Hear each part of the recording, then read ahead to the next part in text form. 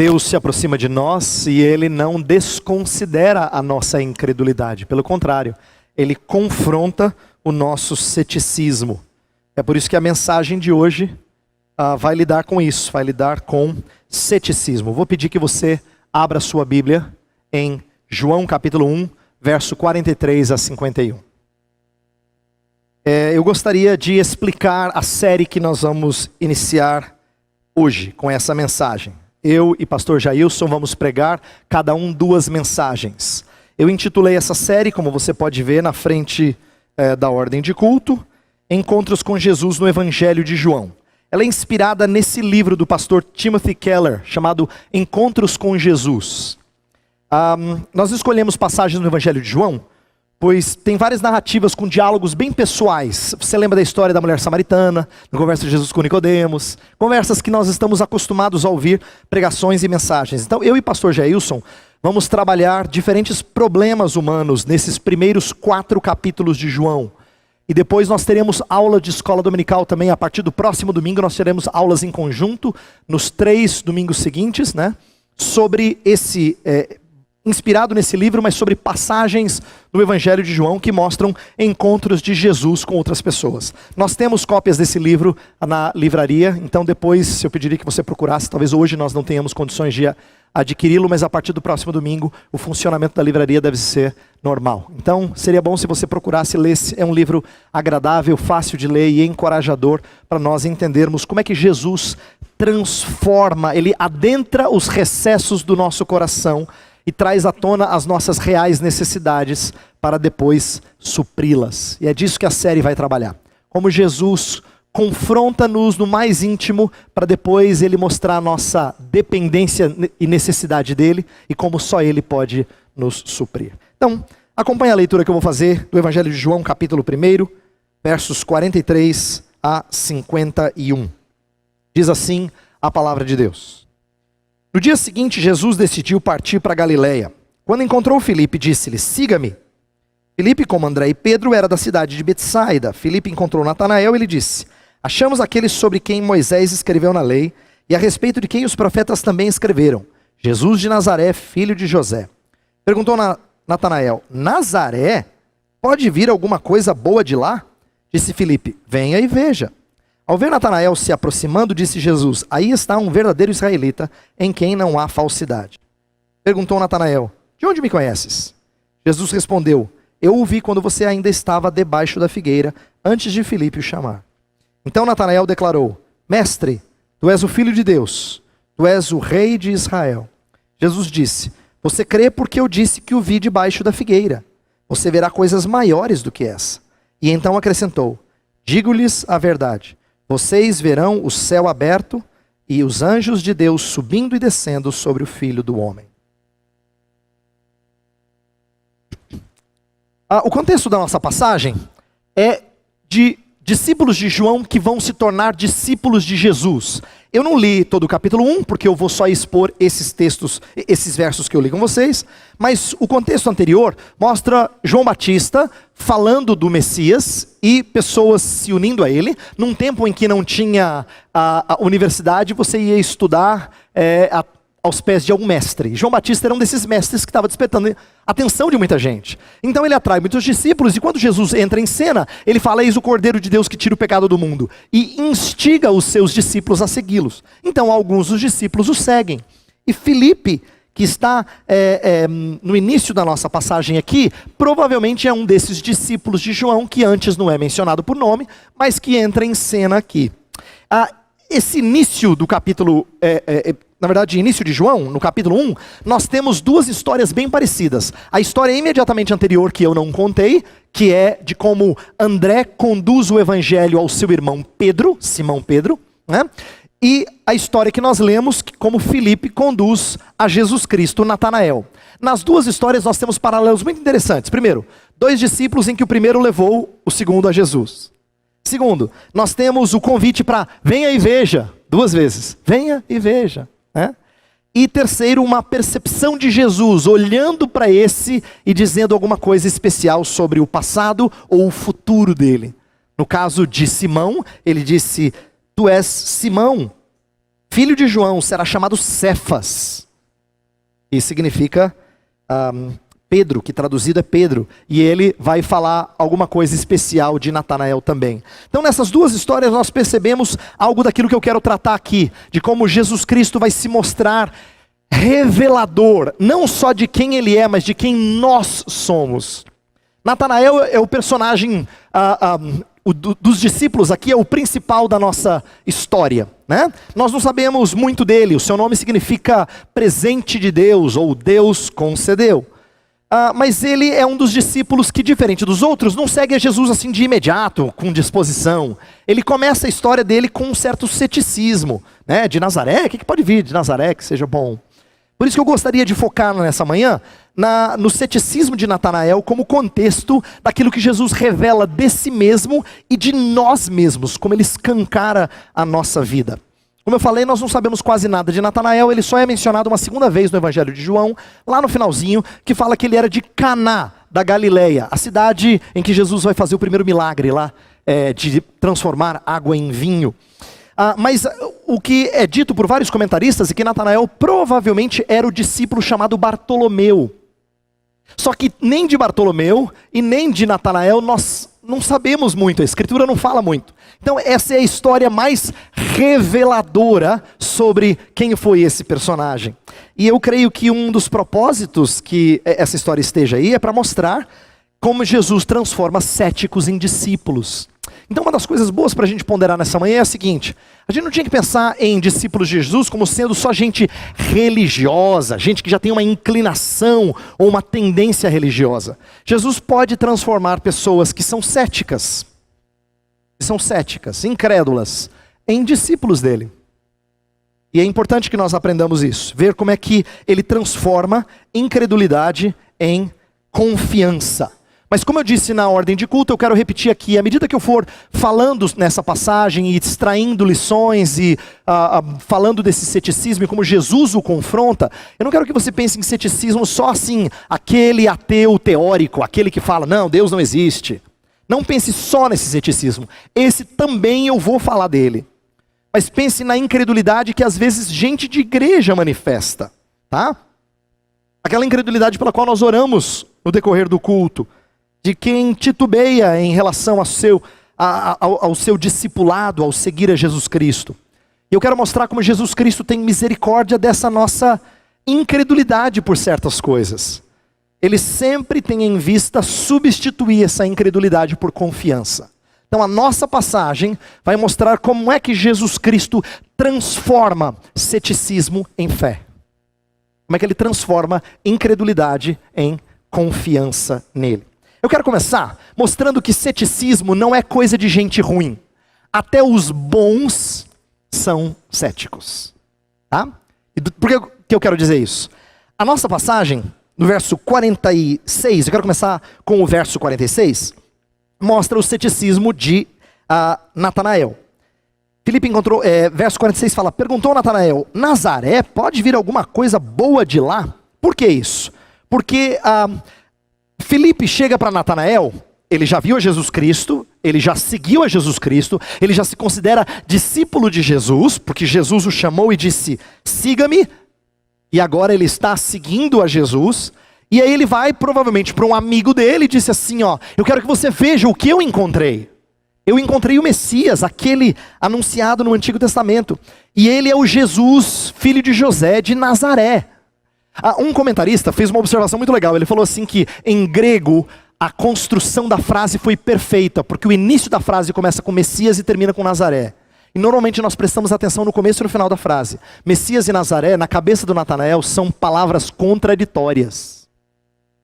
Messias e Nazaré não batem. Então ele mostra uma incredulidade aqui, e essa incredulidade é própria dos seus dias. Natanael não está sendo excepcional. Havia um certo ceticismo em relação a alguma coisa boa vir da Galileia. E Nazaré é uma das cidades da Galileia. Mas ainda que Natanael seja cético, Jesus fala algo positivo dele, e é isso que eu quero destacar aqui. Quando ele se apresenta a Jesus, antes que Filipe diga qualquer coisa, ele fala assim, eis aí um israelita em quem não há falsidade, em quem não há dolo, engano. Existe uma menção aqui a uma história do Antigo Testamento que é importante você compreender. Nós lemos a história de Jacó, parte da história de Jacó na liturgia, porque aqui é uma referência súbita à história de Jacó. Por quê? Jacó era conhecido por ser um enganador.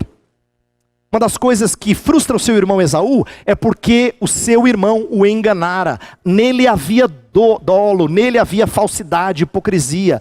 E aqui ele vai dizer assim, ó, eis um israelita, não um Jacó. Um Israel, não um Jacó. Eu não sei se você se lembra, mas na história de Jacó, quando ele tem um contato com Deus e quando Deus o transforma, ele muda de nome. Ele ganha um novo nome. É como se Israel não fosse mais aquele Jacó antigo, o enganador de antes. Ele tivesse sua vida transformada pelo contato que ele teve com o Deus Altíssimo. Aqui, Jesus está falando sobre Natanael sendo alguém que não é conhecido por sua falsidade. Então existe um certo elogio. Ele é um Israel, não um enganador, um Jacó. E ao fazer esse elogio, eu quero chamar a atenção para o seguinte. Jesus aqui poderia ter dito uma série de coisas, inclusive exposto o ceticismo dele, não poderia? Ter dito assim, então você, seu incrédulo. Eu sei que você foi incrédulo quando Filipe te chamou lá. Mas ele não faz isso. Ele não chama a atenção do ceticismo dele. E isso faz a gente pensar que ceticismo não é sinônimo de imoralidade. Muita gente que é cética é até correta, não é verdade? É até pessoa decente. Não é verdade que não crer em Deus é sinônimo de vida desregrada. Nem sempre. Muitas vezes pessoas que não creem em Deus acham que não precisam crer em Deus porque já têm vidas dignas, já têm vidas decentes. Então essa história lembra que ceticismo não é coisa só de gente ruim. É até de gente que, socialmente falando, é considerada boa. Não é? E o ceticismo de Natanael até parece lógico. Eu vou dizer por quê. Além do fato da Galileia não ser vista como sendo um lugar de onde poderia vir o Messias, um comentarista chamou a minha atenção para algo que é significativo. A cidade de Nazaré não aparece uma vez sequer no Antigo Testamento. Ela nunca é mencionada. Há tantas profecias falando do Messias. A profecia que fala que ele nasceria em Belém, mas nunca há conexão com Nazaré. Então faz até sentido a gente entender o ceticismo de Natanael. Como esperar qualquer conexão do Messias com a cidade de Nazaré? No entanto, eu quero chamar a atenção para o fato de que era necessário que Jesus fosse conhecido como Nazareno. Porque isso representa o seu ministério, combina com a humilhação do seu estado encarnado. Olha que interessante, Jesus não foi conhecido como belemita, o que nasceu em Belém. Se ele fosse conhecido como um belemita, todo mundo diria assim, a cidade que nasceu o rei Davi. Mas ele não foi conhecido como um belemita. Ele foi conhecido como um nazareno. Nazaré não só era da Galileia, uma região desprezada, que não era ali Judá, mas era uma cidade insignificante, de onde não tinha saído nada marcante. Será que alguma coisa boa pode sair de Nazaré? Mas era fundamental que Jesus Cristo fosse nazareno. Pensa assim, ó, se ser galileu era ruim, ser nazareno era pior. E Jesus Cristo escolheu ser conhecido como nazareno, o desprezado dos desprezados. Por quê? Porque a sua redenção envolvia tornar-se um desprezado a fim de que você fosse favorecido. Ele se tornou um desprezado a fim de que você se tornasse um favorecido. Portanto, fazia sentido a sua missão. O Tim Keller, nesse livro que eu mencionei no início, ele fala assim, eu gosto da frase dele, hoje em dia, muitos veem o cristianismo como Natanael via Nazaré. O cristianismo era de Nazaré na época e continua sendo hoje. É verdade isso. Não é fato que você às vezes testemunha para amigos ou parentes que não são cristãos e ele despreza o cristianismo? Não é?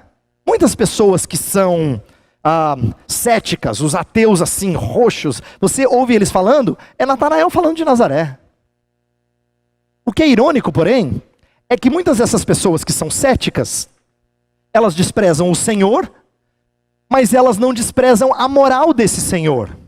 Quer ver? Elas não desprezam a ideia de amar os inimigos. Elas acham bonito isso. Mas amar os inimigos é um conceito que só existe no cristianismo. Em nenhuma outra filosofia ou religião existe esse conceito. Elas não desprezam direitos humanos, mas direitos humanos só faz sentido quando você trata o outro como imagem e semelhança de Deus. É dentro da estrutura cristã que faz sentido. Elas não desprezam o cuidado dos pobres, mas a prática da misericórdia faz sentido dentro do evangelho de Jesus Cristo, o qual, sendo rico, se fez pobre por amor de vós. O que eu quero chamar a sua atenção é que aspectos da ética cristã são muito apreciados por gente cética, mas eles querem acreditar nos valores éticos, mas não no Senhor dessa ética. No entanto, eu quero mostrar nessa manhã que desprezar o caráter de Deus por detrás desses princípios é desprezar a própria ética. Deixa eu explicar.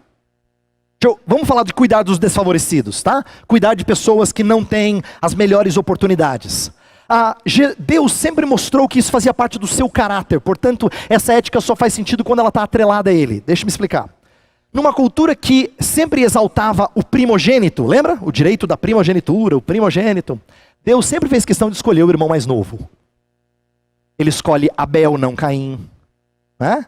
Ele escolhe Isaac, não Ismael. Ele escolhe Jacó, não Esaú. Ele faz isso várias vezes. Davi é o irmão mais novinho. Ele escolhe sempre o mais novo, porque ele quer mostrar que ele tem cuidado de desfavorecidos. Numa cultura que exaltava a mulher que tinha muitos filhos, Deus faz questão de abençoar as estéreis. Aquelas que não tinham mais condição de ter filhos. Ele faz isso com Sara, com Rebeca, com Ana, com Isabel, a mãe de João Batista. Vários exemplos bíblicos em que Deus faz questão de cuidar dos desfavorecidos, porque é do caráter dele. Eu quero que você compreenda que crer no princípio de cuidar dos desfavorecidos, como muitos descrentes querem crer, mas negar Deus é negar o próprio princípio. Por quê? Porque se você cuidar dos desfavorecidos sem Deus em cena, você se coloca superior a eles. Não é essa a ética cristã. A ética cristã é que a gente cuida de quem está na miséria porque nós éramos miseráveis. Nós éramos miseráveis. A prática da misericórdia no contexto cristão, ela tem como cenário maior o evangelho. No evangelho, por que a gente é misericordioso? Porque nós recebemos misericórdia. O que nos impulsiona a cuidar de desfavorecidos é exatamente porque um dia nós alcançamos favor. Não é? Graça não é favor? Nós alcançamos favor, não mérito. É por isso que nós, sendo alvo da misericórdia de Deus, podemos exercer misericórdia para com outros. Então, o que eu quero mostrar é o seguinte: não dá para falar dos princípios éticos cristãos sem a misericórdia de Jesus Cristo. Ética cristã pressupõe salvação cristã. E é isso que os céticos precisam ouvir. Mas a nossa passagem continua com algo que tem a ver com o que eu estou falando. Quando Natanael demonstra ceticismo, o que Filipe faz? Fala assim: venha e veja. Olha o versículo 46. Perguntou Natanael: Nazaré, pode vir alguma coisa boa de lá? Diz Filipe: venha e veja. Esse venha e veja é muito interessante. É um convite à investigação. Você quer ver se de alguma coisa de Nazaré vem alguma coisa boa? Venha e veja. Convite à investigação. Interessante isso, porque no Evangelho de João, ver é um verbo muito importante. É um testemunho de quem teve experiência com Cristo. Quer ver? Ó?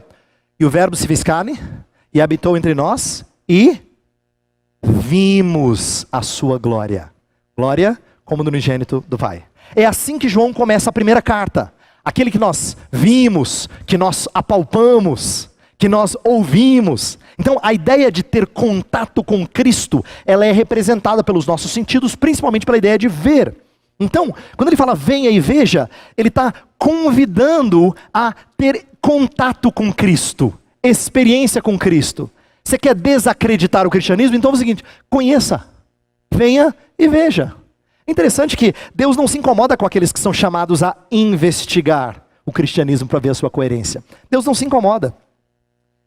Tem muita gente que critica a nossa fé, achando que nós não temos explicação. Na ciência, eles falam que nós cremos num Deus de lacunas. Quando você não explica alguma coisa, então você fala que é Deus. É o chamado Deus das lacunas. Quando você não tem explicação, você coloca Deus. Mas não é verdade. O cristão não coloca Deus porque ele não tem explicação. Ele coloca Deus porque tem explicação. É exatamente porque faz sentido que Deus entra em cena.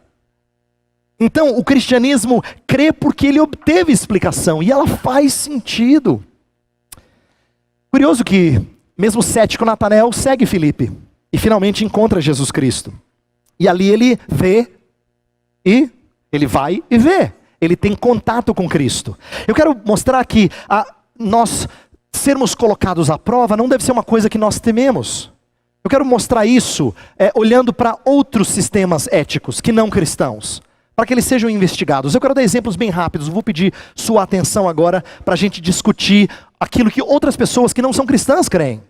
Por exemplo, olha a dificuldade que eles têm com respeito à moralidade. Quem não crê em Deus, quem crê que não existe sobrenatural, ele é um naturalista. Ele crê que esse mundo se desenvolve de acordo com seleção natural. O forte sempre prevalece e por isso ele sobrevive. Agora olha só, se isso é o que explica a vida, então ele tem um problema ético terrível. Porque se o forte devorar o fraco é a tendência normal, então a gente não pode acusar genocídio de algo mal. Porque genocídio, por exemplo, é forte devorando o fraco. É um forte devorando o fraco. Então o naturalista tem um problema sério, eticamente falando. Por quê? Ele não crê que exista algo que extrapole o mundo natural para reger a sua ética. Então ele não tem como estabelecer fundamento para a sua moralidade. Veja só, deixa eu explicar. Se ele fala como as coisas são aqui, do jeito dele, sem Deus, que as coisas acontecem por processos assim, assado, ele só descreve como as coisas são. Mas no fundo, ele não quer que as coisas sejam desse jeito. Vou dar um exemplo bem prático, simples de entender. Todo mundo que assiste telejornal está vendo como o mundo é. Mas não importa se é crente ou descrente, ninguém quer que o mundo seja assim, como o telejornal descreve. Não é verdade? Você pode sentar no sofá da sala com um descrente, que não crê em Deus, mas ele olha para o mundo como ele é, e ele diz, não tinha que ser assim. Não tinha que ser como? O que descreve a sua moralidade? Como é que você fala de como o mundo tem que ser? De onde vem essa ideia de como o mundo tem que ser? Eu sei dizer de onde vem a minha ideia de como o mundo tem que ser. E você? Quem é naturalista não tem um fundamento para a sua moralidade. Não tem fundamento para o seu juízo do que é bom ou ruim. Mas existem algumas tentativas de saídas. Por exemplo, tem gente que diz assim, não, a gente tem que falar de ética baseado naquilo que nos traz felicidade. Aquilo que traz maior bem à sociedade. Maior felicidade, menos dor. Existe um elemento de felicidade atrelada à ética. Por exemplo, na Bíblia, fazer o que é bom também é fazer aquilo que nos agrada. Bem-aventurado aquele que faz assim. Bem-aventurado significa feliz. Ele é feliz se ele anda nos retos caminhos, se ele obedece à lei do Senhor. O problema de falar de ética só ligado à felicidade é porque não abre espaço para a ideia de que muitas vezes ética implica em sacrifícios, né? Em dizer não para si, a fim de que o outro seja beneficiado. Então não dá para falar só de ética ligada à felicidade. Além disso, se a gente falar daquilo que favorece a maior parte das pessoas, a gente não teria espaço para as minorias serem cuidadas. Não é? Se você fala assim, não, aquilo que traz bem ao maior número de pessoas, mas e os que não são favorecidos com isso? Que são as chamadas minorias. Como é que você cuida deles? Então uma ética baseada em felicidade não funciona, somente não funciona. Mas tem outros que falam assim, não, vamos falar de valores morais objetivos. São aqueles descrentes bem conservadores. Sabe aquela pessoa assim, bem conservadora? Que tem os valores de antigamente, fala, não, meu pai era assim, eu sou assim. Ele não crê em Deus, mas ele quer falar de valores objetivos. Embora seja muito bom falar de valores objetivos, quando você tira Deus de cena, você não tem fundamento para normas objetivas. E quando você tenta estabelecê-las, você só pensa na exterioridade da ética. A verdade é que muita gente que é mais durona em termos de ética não pensa na internalização de conceitos, não é? Isso é o farisaísmo. É quando você se torna um mero praticante de deveres, sem entender aquilo que a Escritura fala sobre a internalidade da nossa moralidade. Por último, tem alguns que tentam falar de ética associada a caráter. Diz assim, não, ética tem a ver com caráter, com mudança do seu interior. E eles trazem esse aspecto altamente subjetivo à moralidade. E embora a Bíblia fale desse aspecto interno e não só externo da moralidade, quem faz essa ética tem dificuldade de explicar o que é virtude. Por exemplo, peça para um descrente explicar o que é virtude. Baseado no quê? E como é que você alcança essa virtude? que ele fala tanto. É como se todo mundo soubesse o que é, mas é difícil fundamentar o que é. O que eu quero dizer nessa parte da mensagem é simplesmente o seguinte: quando os outros sistemas de moralidade são testados, eles não passam no crivo. Eles têm contradições e incoerências. Mas Deus não tem receio de você ser testado na sua fé. Ele diz: venha e veja. Você quer testar? O cristianismo é o único que alia ética baseada em felicidade, normas objetivas e o aspecto interno de coração. É o único que tem esses três. Fantástico isso. Você quer testar? Venha e veja. O cristianismo nunca foi fechado para investigação. Ele é o único modo de sustentar algo coerente. Agora veja como, diante de todo esse ceticismo que eu estou descrevendo, como Jesus sai à procura de céticos. Tem um detalhe aqui que não está tão claro no português, porque ele foi traduzido de um jeito que para nós parece fortuito, parece assim aleatório. Mas lá no versículo 45, dá uma olhada, fala assim: Filipe encontrou Natanael. Essa palavra encontrou não é esbarrar acidentalmente. Na verdade, o sentido dela é de um ato proposital de buscar alguém. Por quê? O contexto mostra isso. No versículo 41, diz que André encontrou Simão, seu irmão. Ele não esbarrou em Simão, ele foi atrás do seu irmão. Essa é a ideia.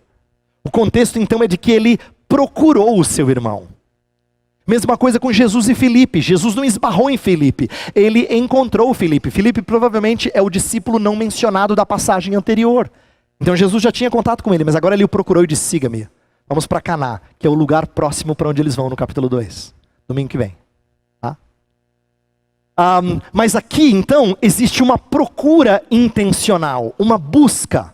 É a ideia de que, assim como Jesus foi atrás de Filipe, Filipe faz o mesmo. Ele vai atrás do seu amigo Natanael. E eu quero destacar isso por quê? Porque essa postura de ir atrás do pecador faz parte da dinâmica redentora do nosso Deus. Ele sempre foi assim. Ele sempre foi atrás do pecador. Ele nunca fala assim: venha, estou esperando você. Não é assim que Deus faz. Inclusive a ideia de Deus ser um pastor é que ele vai atrás de ovelhas, porque ovelhas não vão atrás do seu pastor. Você já percebeu? Uma das coisas mais reveladoras para mim, quando eu ouvi uma série de mensagens do pastor Tim Keller sobre a parábola das 99 ovelhas e daquela que sai perdida, é que ele descreve assim: gente, ovelha não é cachorro. Você não fala assim, vem? Não. Ovelha não é um animal inteligente para seguir o seu pastor. Ela precisa ser conduzida pelo seu pastor. É por isso que tem cajado, vara. Se ela não for intencionalmente conduzida, ela não segue o seu pastor. Nós somos ovelhas, não somos cachorros. É animalzinho bem assim, dependente do seu pastor. Ele tem que ir atrás, buscar, resgatar. Essa é a ideia dessa passagem. A gente não sabe em que contexto Natanael estava, mas Jesus vai aqui fazer algo que surpreende Natanael. Olha a sequência da passagem. 47. Ao ver Natanael se aproximando, disse Jesus: aí está um verdadeiro israelita em quem não há falsidade. Perguntou Natanael: de onde me conheces? Jesus respondeu: eu o vi quando você ainda estava debaixo da figueira, antes de Filipe o chamar. Jesus ali mostra alguma coisa que chama a atenção de Natanael. A gente não sabe o que ele estava fazendo debaixo da figueira, não adianta conjecturar, mas o que a gente sabe é que ele revela conhecer Natanael antes mesmo de Filipe chamá-lo. Ele diz assim: antes do Filipe chegar, você não estava debaixo da figueira? Assim. Ele mostra conhecer de forma sobrenatural. E aqui é uma das primeiras revelações do Evangelho de João, de como Jesus conhece as pessoas no seu íntimo. Conhece no seu íntimo. Pastor Jailson vai pregar daqui a alguns domingos sobre a história da mulher samaritana, em que Jesus fala assim: vai chamar o teu marido. Ela fala: não tenho marido. Ela fala: eu sei, você já teve 5, e agora tem um 6º que não é seu. Eu sei. Ele enxerga onde as pessoas acham que ele não é capaz de enxergar. Ele revela os nossos segredos e nos desnuda diante da sua verdade. E quando ele revela quem nós somos, quando ele nos escancara, é que nós ficamos impressionados com a sua presença. Eu amo a passagem de 1 Coríntios 14, que fala daquele que profetiza, que tem o dom de profetizar, que quando ele fala a palavra de Deus, os segredos do coração do incrédulo são evidenciados. E aí ele fala assim: Deus está nesse lugar. A passagem diz que o incrédulo, quando ele adentra um lugar de culto, e a palavra de Deus é pregada, e ela escancara os seus segredos, ele fala assim: Deus está aqui. É possível, porque ninguém sabe da minha vida. Deus está aqui. Então, Deus faz isso na nossa vida. Antes de nós conhecermos a Jesus, nós somos conhecidos por Ele. Não é espetacular isso? Natanael vai chegar para encontrar Jesus. Jesus fala assim: eu já sei quem você é. Antes de Natanael conhecer a Jesus, ele já é conhecido por Jesus. E eu quero que você guarde essa lição.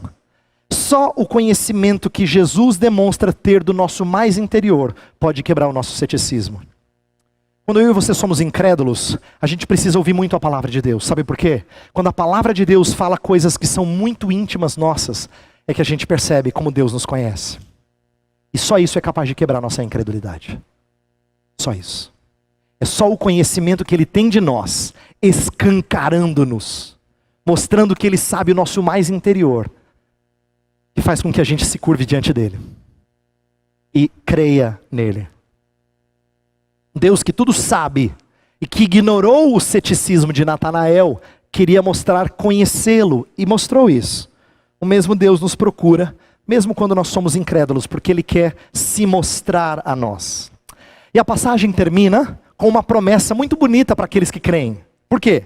Assim que Jesus disse assim: eu te vi debaixo da figueira, e Natanael percebe que esse Jesus conhece coisas que ninguém conhece, ele manifesta fé, ele crê. Olha o que ele diz no verso 49.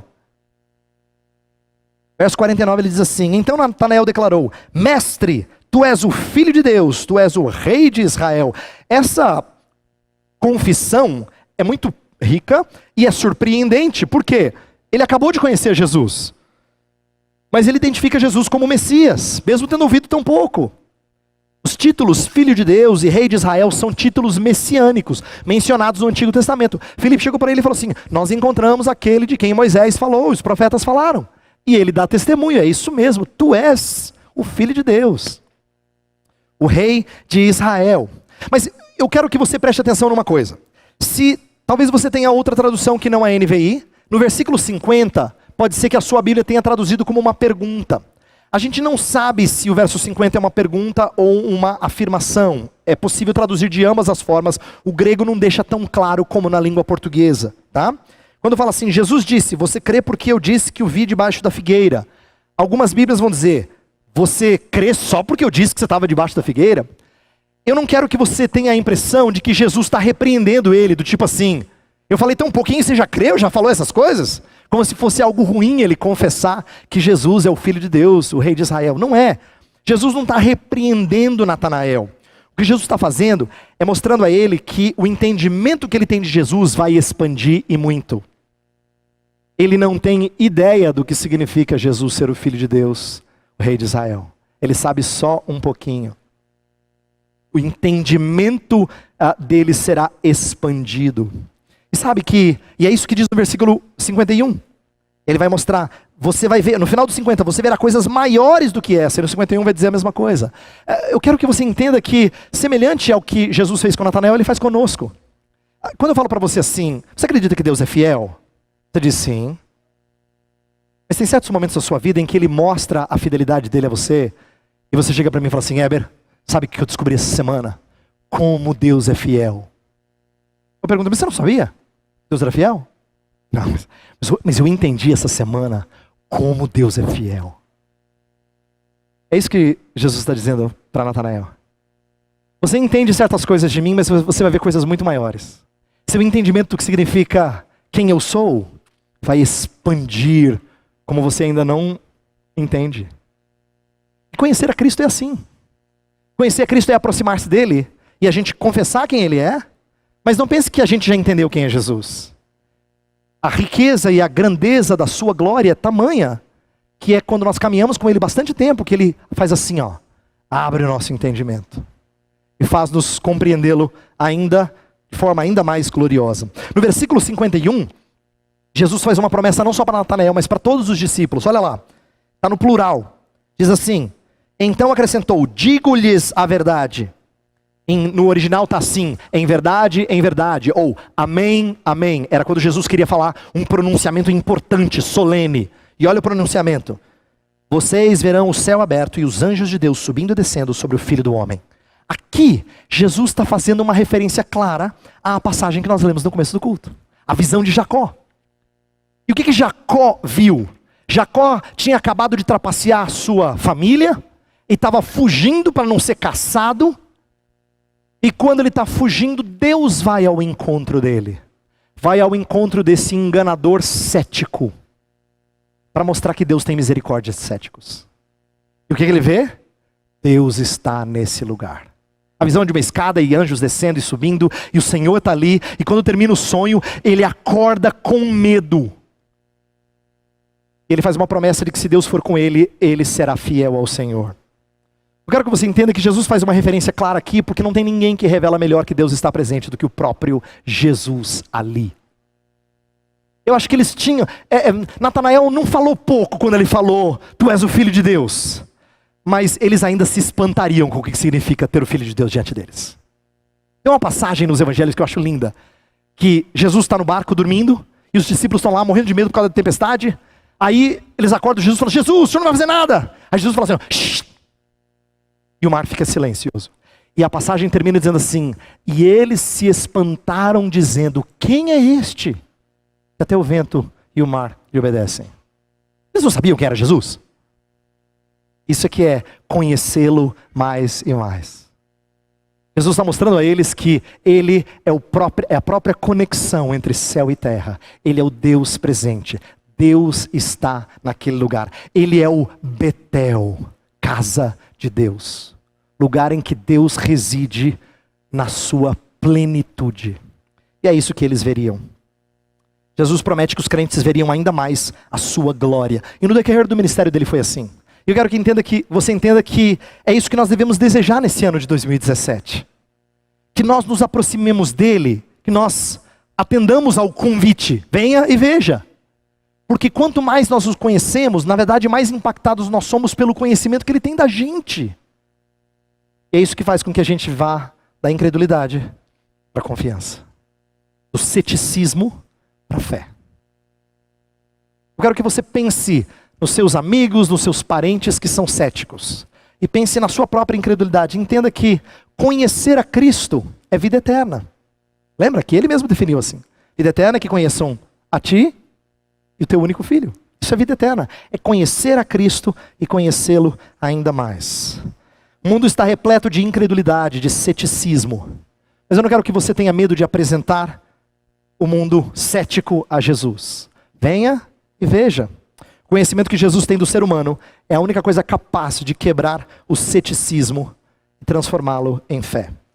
Então eu vou pedir a Deus que nos faça aproximar dele. Mesmo quando você estiver cético, entenda que o sentimento tem que ser o oposto do que é intuitivo. Normalmente quando as pessoas estão céticas, elas não querem orar. É o contrário. Quando você estiver cético, fale com Deus. Quando as pessoas estão em pecado, ou quando as pessoas estão passando por aflições, muitas vezes elas se afastam do Senhor Deus. A reação tem que ser o contrária. Venha e veja. Vá para Ele. E perceba como Ele conhece você como você não imaginava que Ele te conhece. E é só isso que é capaz de nos transformar em crentes e dependentes dEle. Gostaria de pedir por nós, em primeiro lugar, mas também pelos nossos parentes e amigos que são céticos, mas que precisam conhecer o Jesus que lhes conhece. Vamos orar?